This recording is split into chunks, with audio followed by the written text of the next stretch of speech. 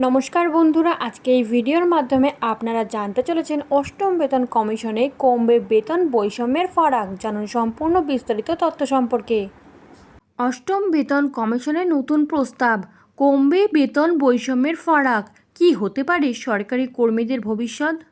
কেন্দ্রীয় সরকারি কর্মীদের জন্য গঠিত অষ্টম বেতন কমিশন নিয়ে আলোচনা এতদিন মূলত ন্যূনতম বেতন, ফিটমেন্ট ফ্যাক্টর, মহার্ঘ ভাতা এবং অন্যান্য ভাতা বৃদ্ধিকে কেন্দ্র করেই সীমাবদ্ধ ছিল।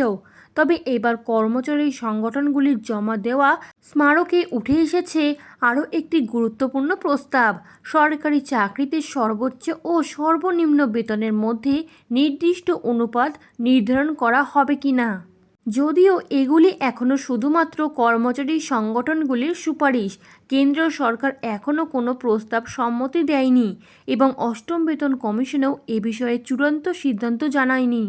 সর্বোচ্চ ও সর্বনিম্ন বেতনের অনুপাত 1:12 করার দাবি।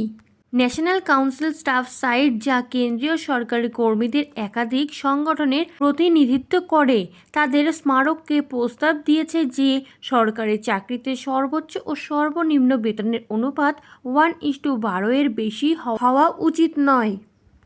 সংগঠনের দাবি, এই সীমা নির্ধারণ করা হলে সরকারি কর্মীদের মধ্যে অতিরিক্ত আয় বৈষম্য কমবে, একই সঙ্গে কর্মীদের মনোবল বাড়বে এবং সরকার একজন আদর্শ নিয়োগকর্তা হিসেবে সামাজিক ন্যায় বিচার ও সমতার বার্তা দিতে পারবে।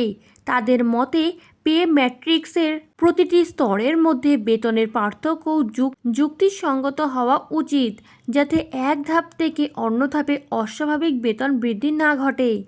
রেলওয়ে সিনিয়র সিটিজেন ওয়েলফেয়ার সোসাইটিরও একমত। একই ধরনের সুপারিশ করেছে railway senior citizen welfare society. তাদের বক্তব্য, উচ্চ পদস্থ আধিকারিকদের অতিরিক্ত দায়িত্বের কথা মাথায় রেখে বেশি বেতন দেওয়া স্বাভাবিক, তবে সেই বেতন কাঠামোর সঙ্গে নিম্ন স্তরের কর্মীদের বেতনের একটি ভারসাম্যপূর্ণ সম্পর্ক থাকা উচিত। সংগঠনটির মতে, সর্বোচ্চ ও সর্বনিম্ন বেতনের ব্যবধান অত্যাধিক হলে সরকারি বেতন কাঠামোর ভারসাম্য নষ্ট হতে পারে এবং তা সামাজিকভাবে গ্রহণযোগ্য নাও হতে পারে। আরও কোন কোন দাবি উঠেছে?